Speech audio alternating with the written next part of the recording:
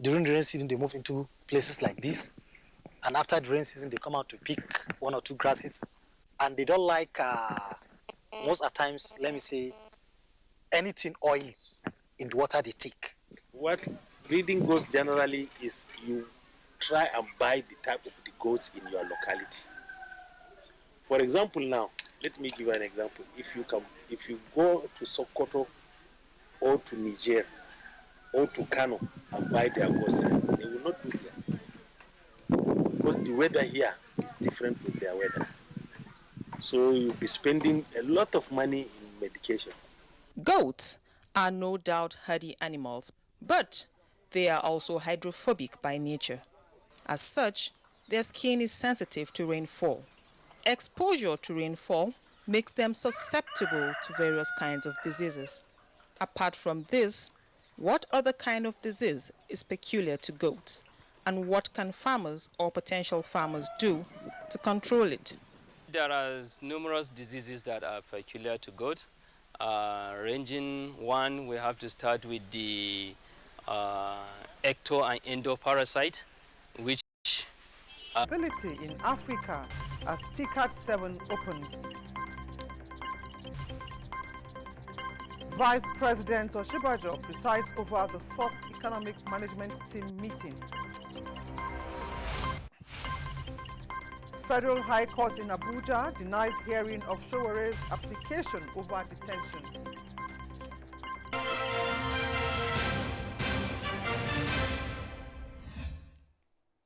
And on the news in details. In response to the rising tensions, conflicts and other acts of criminality, as well as their impacts on Africa's development aspirations, Japan has introduced a new approach to peace and stability on the continent called NAFSA. Japanese Prime Minister Shinzo Abe, who announced this at the opening of the 7th Tokyo International Conference on African Development in Yokohama, said the new idea is aimed at fostering Africa's prosperity. State House correspondent Adamu Sambo reports that President Muhammadu Buhari is leading Nigeria's delegation to the conference. With the theme, Advancing Africa's Development Through People, Technology and Innovation, the conference focuses, amongst others, on how Africa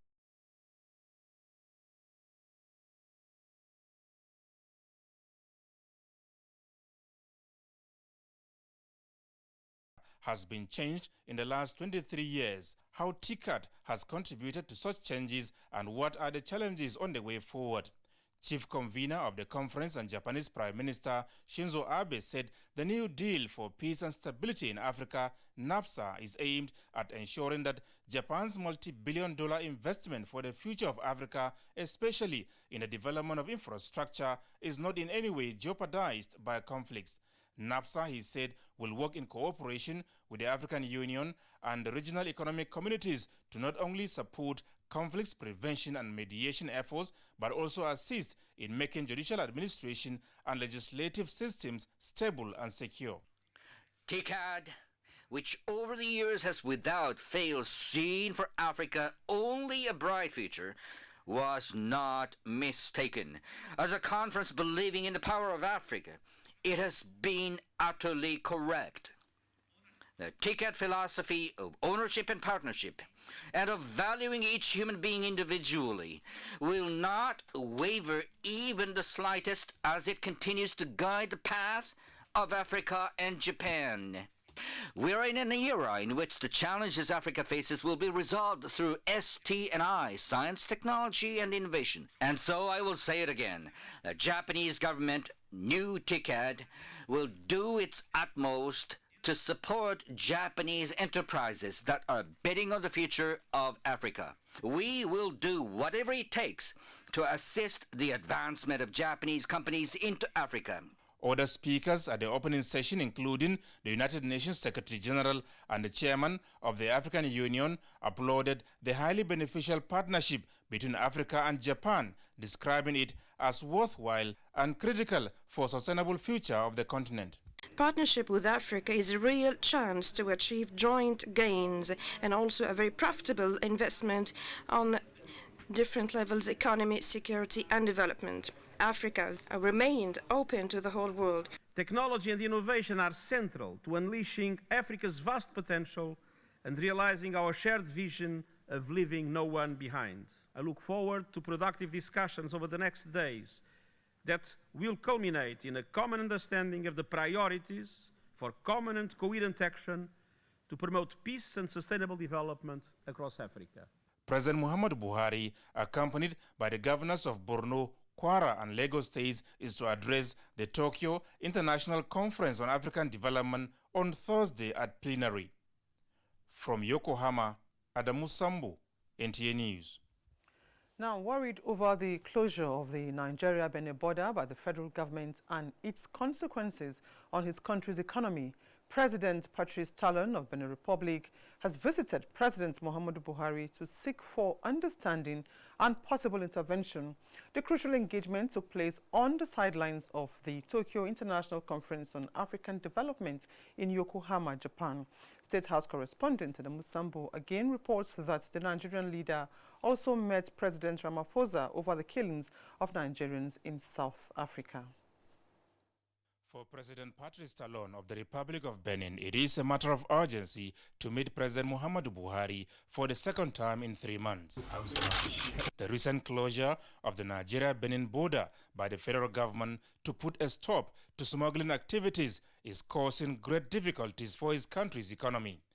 During the high-level meeting, which lasted about 1 hour behind closed doors, the two leaders discussed reasons for the action by the Nigerian government and the way forward, as explained by Foreign Affairs Minister Geoffrey Onyama. Mr. President is extremely concerned that now that Nigeria, through our agricultural policies, has become self-sufficient in rice production, that this is now threatened, and a lot of Nigerians are now going back to the farm and finding that it's profitable to work, in the rural areas and on farming.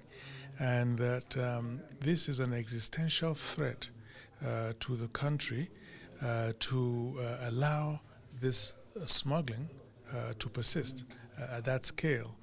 And, he said that the amount of money that we are now saving from no longer having to use our scarce foreign currency and reserves to buy foreign rice. So that the measures are really taken to enable the security forces to develop a strategy and to know exactly how the smugglers operate, where they operate from. And this was a limited closure.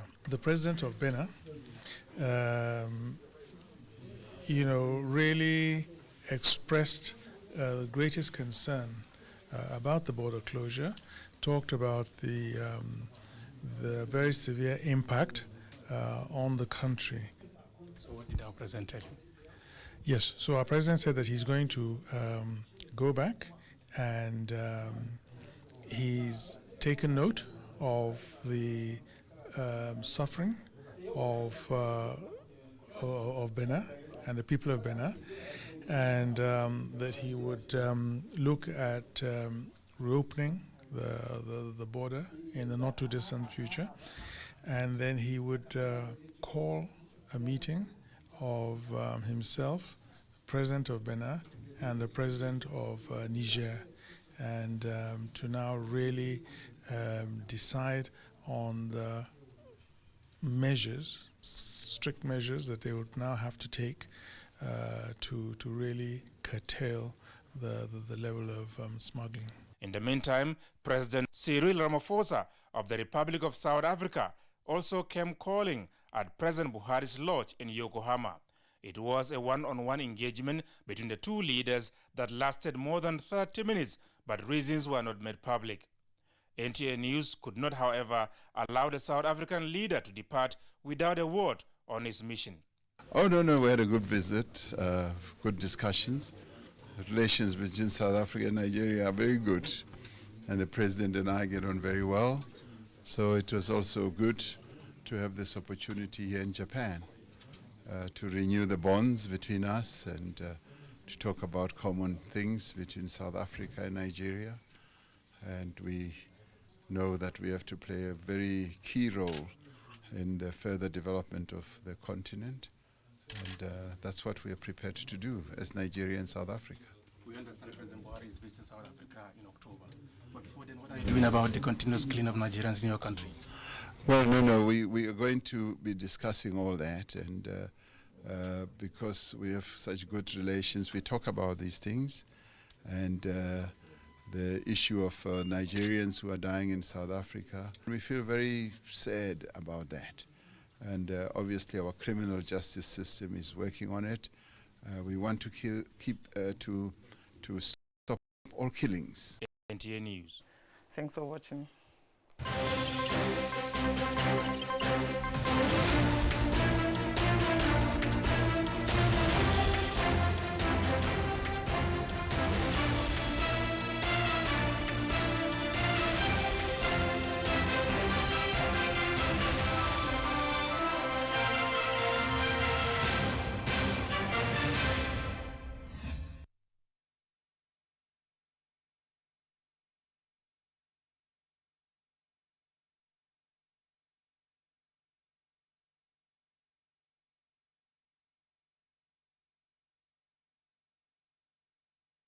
Supports developing countries as an executing agency of Japan's official development assistance and one of the world's largest bilateral aid agencies supporting socio-economic development in developing partner countries.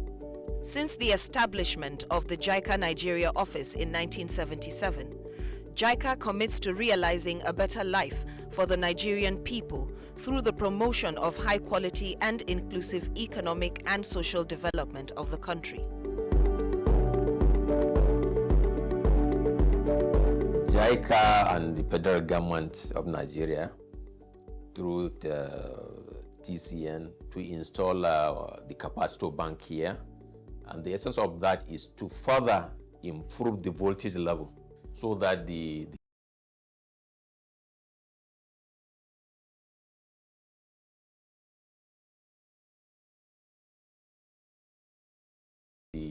customers being served from this substation will have a stable and quality power supply at their own end. Collaboration of FCT Water Board and JICA has helped us enormously in terms of capacity building. We are able during the project to run 3 pilot schemes at Jabi, Garki and Gudu, so that the practical way of identifying the physical and commercial laws are being trained.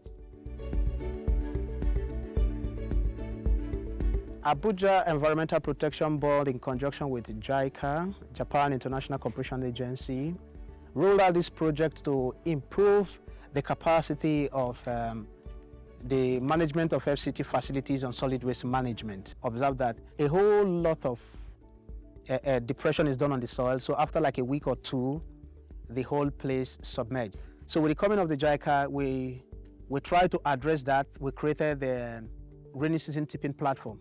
So presently, if the trucks come, they do all their maneuvering on the platform, tip on the tipping area, on the tipping platform, then the bulldozer push it from the tipping area to the cell formation area.